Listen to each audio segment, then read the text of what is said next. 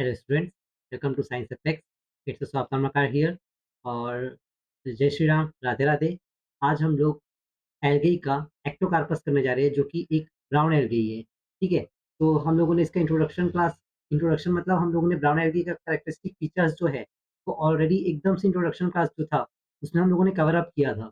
ठीक है, तो हम लोगों ने अभी तक के कारा वॉल्वॉक्स ये सब जो है टॉपिक्स कवर कर लिए हैं और जो स्टूडेंट्स नए हैं वो हमारे चैनल में आके सब्सक्राइब कीजिए और वो प्लेलिस्ट जो होता है वहाँ पर जाके देखेंगे तो आपको मिल जाएगा कि एलके का एक पर्टिकुलरली कोर्स या प्लेलिस्ट जो है वो अवेलेबल है। ठीक है, तो ये जो है बेसिकली जो कोर्स है वो बीएससी के स्टूडेंट्स के लिए और आईटाइप के सेकंड सेमेस्टर के स्टूडेंट्स के लिए है। ठीक है, तो आई वेलकम यू ऑल। तो आज का हमारा टॉपिक है एक्टोकार्पस जो कि एक ब्राउन एल्गी है। तो ब्राउन एल्गी जो होता है ये जनरली डीप वाटर में पाया जाता है। इसके स्ट्रक्चर्स जो होते हैं ना, उसके सबसे खास बात ये होती है कि ये फिलामेंटस स्ट्रक्चर होते हैं। एक series of chain of cells में पाए जाते हैं। ठीक है, तो हम लोग का जैसे आप सबको पता है कि हमारा पैरा लेक्चर हमेशा उसके थैलाइड स्ट्रक्चर, हैबिटेट एंड क्लासिफिकेशन पे बेस्ड होता है। अगर टाइम बचा तो अपन रिप्रोडक्टिव स्ट्रक्चर की तरफ बढ़ेंगे। ठीक है, और इसका रिप्रोडक्टिव स्ट्रक्चर काफ़ी ज़्यादा इम्पोर्टेंट है। तो let's begin our lecture. Introduction. तो इंट्रोडक्शन में कुछ ज़्यादा कुछ खास नहीं है। बेसिकली जैसे कि मैंने आपको ऑलरेडी बताया था कि एक फिलामेंटस ब्राउन एल्गी है। कौन सा है? Filamentous brown algae. Considered one of the is most primitive member माना जाता है इस क्लास में। कौन से क्लास में? क्लास थियोफाइसियाई में। ठीक है, और थियोफाइसियाई क्या होता है? Brown algae. Rhodophyceae red algae. Okay, तो इसका आइडेंटिटी क्या होता है? ये एक फिलामेंटस ब्राउन एल्गी है जो कि कंसीडर किया जाता है one of the most primitive member of it's classes.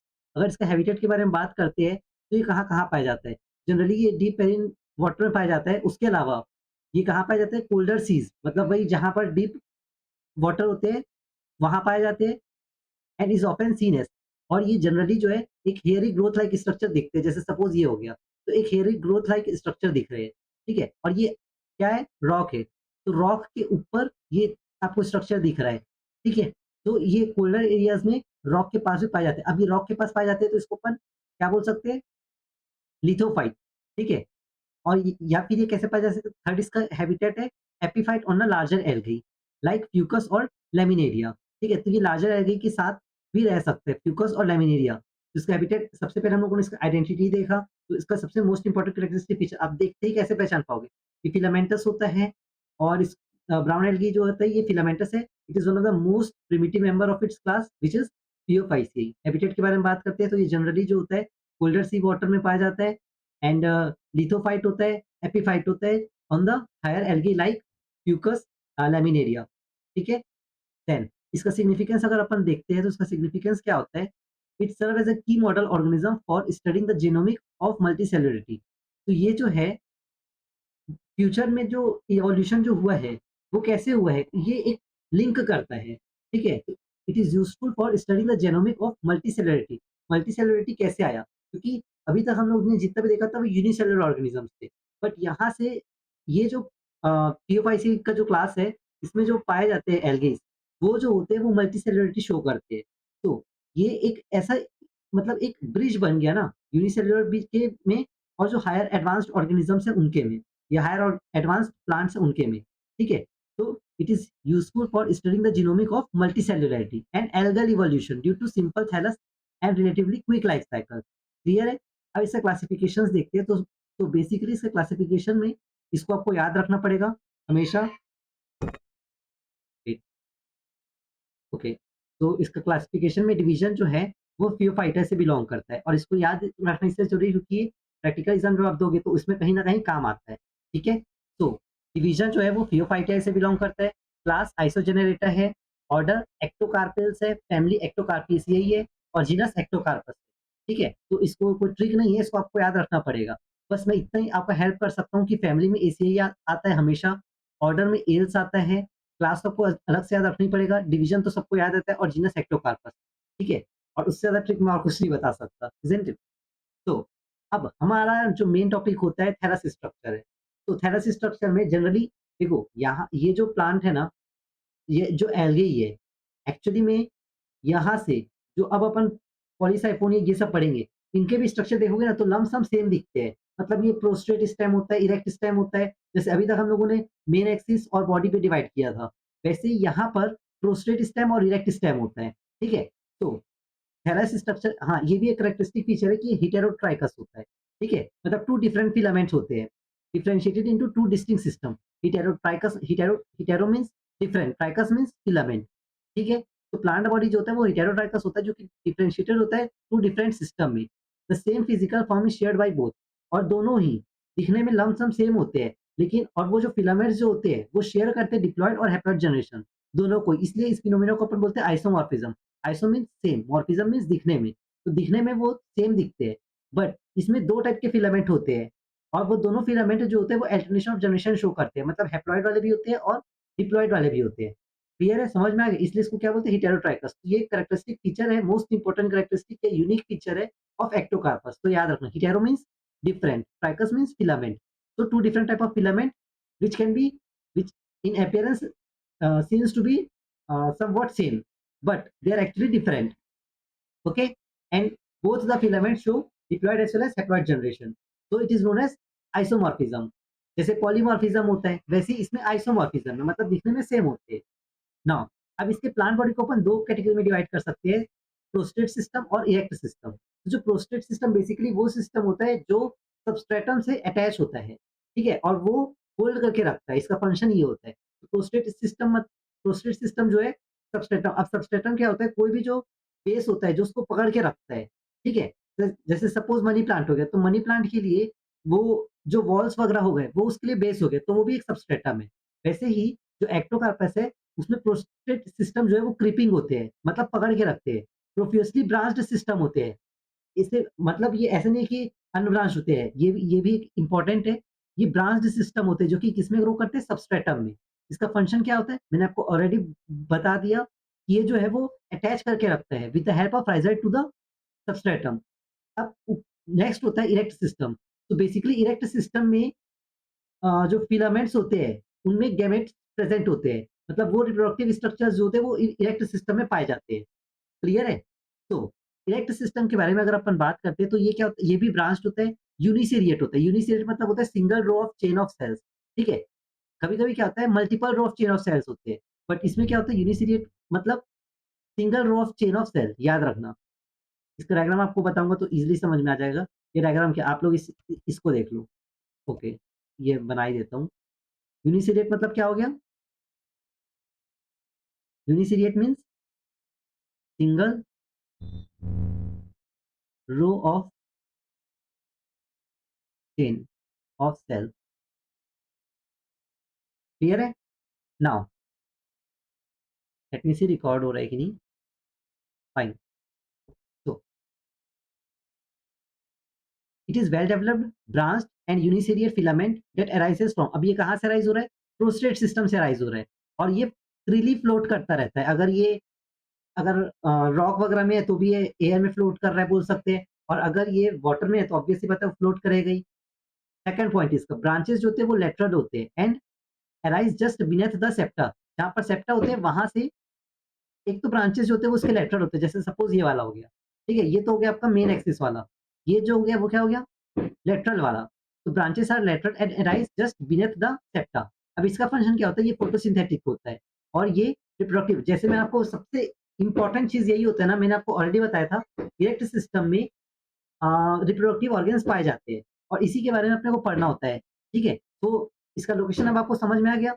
इसका रिप्रोडक्टिव ऑर्गन कहाँ पर प्रेजेंट होते हैं, इरेक्ट सिस्टम के फिलामेंट्स में। तो हम लोगों ने अभी तक क्या पढ़ा कि थैलस स्ट्रक्चर होता है वो हेटेरोट्राइकस होता है। इसको अपन आइसोमॉर्फिज्म बोलते हैं, जिसमें हैप्लॉइड और डिप्लॉइड जनरेशन जो होते हैं वो दोनों शेयर होते हैं।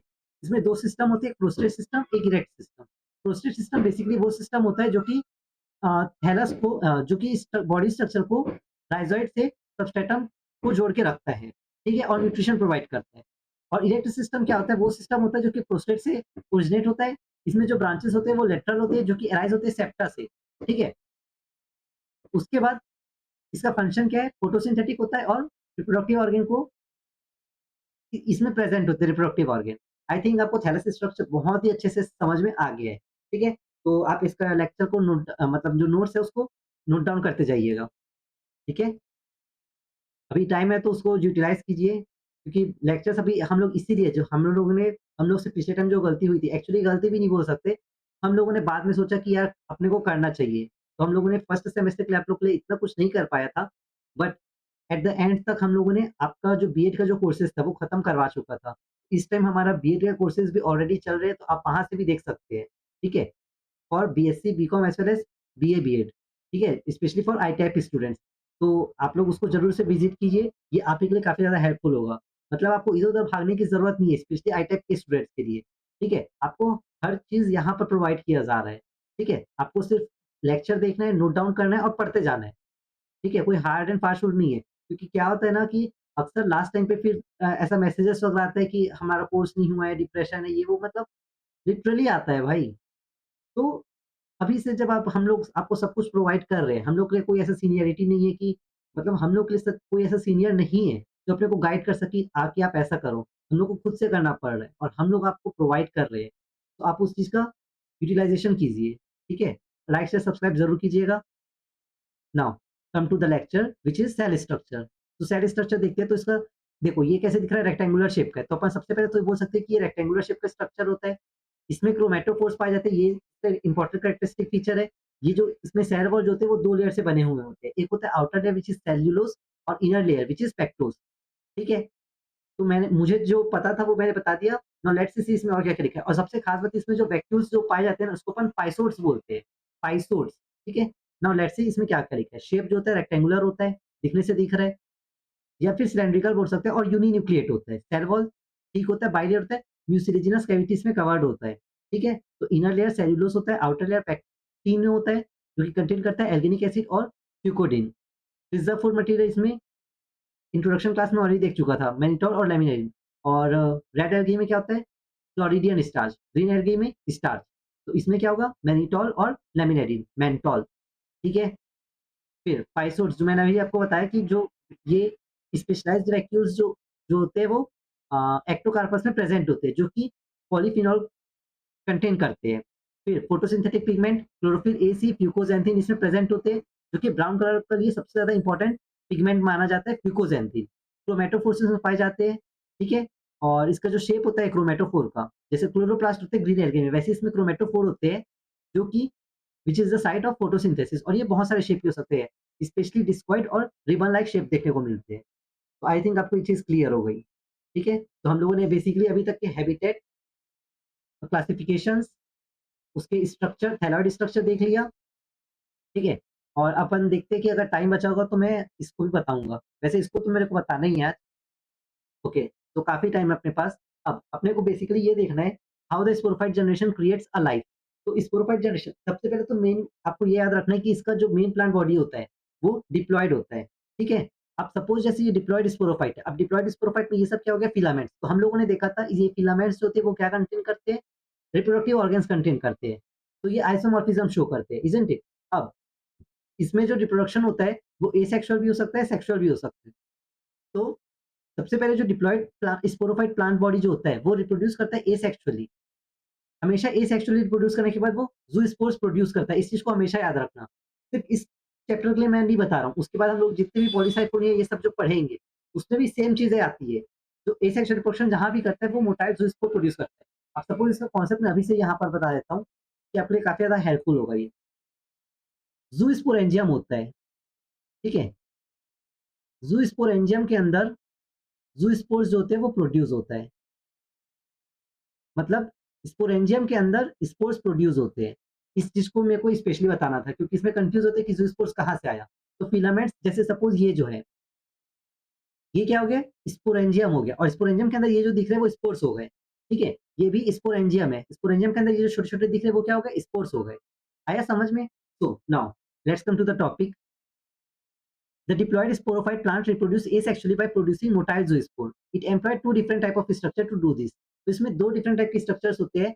अगर इसमें जो प्लांट बॉडी जो है अगर वो माइटोटिक डिवीजन करता है तो उसमें ल्यूरी इसमें दो स्पोरेंजियम फॉर्मेशन होते हैं, ठीक है? सबसे पहले मेन प्लांट बॉडी एक तो स्पोरोफाइट होता है। अब इसमें से ये जो स्पोरोफाइट प्लांट बॉडी है वो सब एक रफ लाइफ साइकिल आपको बता देता हूँ ताकि आपको बहुत ही ईज़ी जाए,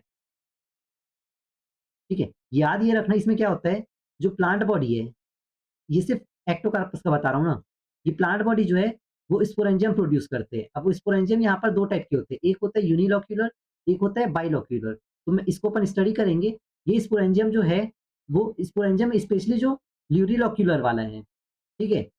ल्यूरिलॉक्यूलर स्पोरेंजियम, ठीक है? ये जो है ये गेमेटेंजिया प्रोड्यूस करता है। अभी सिर्फ समझते जाओ, ये एक रफ साइकिल है क्योंकि जब तक मैं अगर आपको फटाफट बताऊँगा तो आपको कुछ समझ में नहीं आने वाला। तो इससे बेटर है कि ये रफ साइकिल समझ लो तो ईज़ी जाएगा। अब ये जो गैमेट है, स्पोरेंजियम से क्या प्रोड्यूस हुआ? स्पोर्स। ये स्पोर से आप यहाँ पर ऐसे कर सकते हो, स्पोरेंजियम जो है वो स्पोर प्रोड्यूस किया। ये स्पोर जो है वो गेमेटेंजिया मतलब न्यू प्लांट बॉडी प्रोड्यूस किया। फिर ये गैमेट, अब ये गैमेट फर्टिलाइज़ होके फ्यूज़ होंगे, फिर एक न्यू प्लांट बॉडी का फॉर्मेशन कर लेंगे। क्लियर है ये वाला स्ट्रक्चर? ठीक है? इसको यहाँ पर अपन हेडिंग डाल देते हैं, रफ लाइफ साइकिल। ठीक है? Now let's come to the topic. तो अगर ये डिप्लॉयड प्लांट बॉडी है, अगर इसमें माइटोटिक डिवीजन होगा, तो रिडुप्लीकेशन होता है। रिडुप्लीकेशन होने से ल्यूरिलॉक्यूलर बनता है। अगर मियोसिस होता है तो यूनिलॉक्यूलर।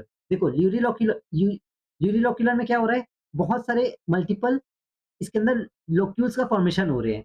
जबकि यूनिलॉक्यूलर में क्या है? सिर्फ एक ही लोक्यूल है। क्लियर है? समझ में आ रहा है? इसमें इसमें देख सकते हो आप 1, 2, 3, 4, 5, 6 ऐसे बहुत सारे। अभी सपोज़ इसमें 6 लॉक्यूल्स दिख रहे हैं, जबकि इसमें सिर्फ एक ही लॉक्यूल है। ये सब लॉक्यूल्स नहीं है, ठीक है? ये सब स्पोर्स है। इसके अंदर जो छोटे-छोटे दिख रहे हैं ना वो स्पोर्स है। तो समझ में आ गया? तो जो डिप्लॉयड स्पोरोफिटिक प्लांट बॉडी होता है, माइटोटिक डिवीजन करके रीडुप्लीकेशन होता है जिससे यूनिलॉक्यूलर स्पोरेंजियम का फॉर्मेशन होता है। तो इसमें प्रोडक्ट क्या फॉर्म होता है? अगर डिप्लॉयड स्पोरोफाइट हो तो डिप्लॉयड ज़ूस्पोर प्रोड्यूस करेगा। अगर डिप्लॉयड स्पोरोफाइट मेयोसिस करेगा तो फिर हैप्लॉयड ज़ूस्पोर प्रोड्यूस करेगा जिसको अपन मियोज़ूस्पोर बोलते हैं। मियो मतलब मियोटिक डिवीजन होने के बाद जो ज़ूस्पोर्स का फॉर्मेशन हुआ। यहाँ तक आपको क्लियर हो गया? नाउ अब अपन एक-एक करके थोड़ा अच्छे से पढ़ते हैं। अभी तक मैं थोड़ा डिफरेंस से पढ़ा रहा था ताकि अच्छे से आपको क्लैरिटी रहे कि यूनिलॉक्यूलर और बाइलॉक्यूलर में डिफरेंस क्या होता है। नाउ लेट्स सी कि यूनिलॉक्यूलर का चीज़ें क्या है और ल्यूरिलॉक्यूलर का चीज़ें क्या हैं।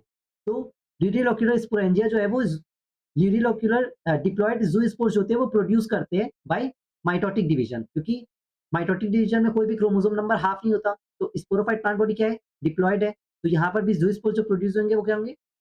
डिप्लॉयड होंगे। यहाँ पर मेयोटिक डिवीजन कर रहे हैं इसलिए डिप्लॉयड से क्या हो गए? हैप्लॉयड ज़ूस्पोर्स प्रोड्यूस हुए। अब इसका रिजल्ट क्या आया? दिस ज़ूस्पोर। अब ये जो ज़ूस्पोर्स है, अब हम लोग क्या क्या पढ़ा था? यहाँ तक अपन पहुँच गए। अब ये स्पोर्स होते हैं वो जर्मिनेट होके गेमेटोजेनिया फॉर्मेशन करेगा। This zoospore germinate to create a more identical diploid sporophytic plant. अब ये जो ज़ूस्पोर्स जो है, वो किसी पर्टिकुलर स्पेस में ये सबस्ट्रेटम में जाके जर्मिनेट करेगा और वहाँ पर न्यू प्लांट बॉडी का फॉर्मेशन करेगा। तो स्पोर अब अगेन डिप्लॉयड स्पोरोफाइट से डिप्लॉयड स्पोरोफाइट ही बन गया। तो this is a cycle of multiplication. इसलिए इसको अपन बोलते हैं रीडुप्लीकेशन। अल्टरनेशन मतलब चेंज हो जाना। मतलब क्रोमोसोम नंबर डिप्लॉयड था, वहाँ से हैप्लॉयड हो गया। क्लियर है? तो इसमें प्रोडक्ट क्या फॉर्म हुआ? हैप्लॉयड ज़ूस्पोर जिसको अपन मियोज़ूस्पोर बोलते हैं। तो अब ये जो ज़ूस्पोर जो है वो जर्मिनेट होके क्रिएट करते हैं नेक्स्ट जनरेशन।